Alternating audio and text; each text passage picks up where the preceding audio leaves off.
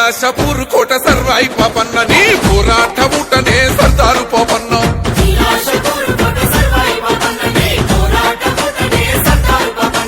తిరుగుబాటు రూపమా సర్వాయి పాపన్న పేద గుడిసెలల్ల దీపమా సర్దారు పాపన్న తిరుగుబాటు రూపమా సర్వాయి పాపన్న పేద గుడిసెలల్ల దీపమా సర్దారు పాపన్న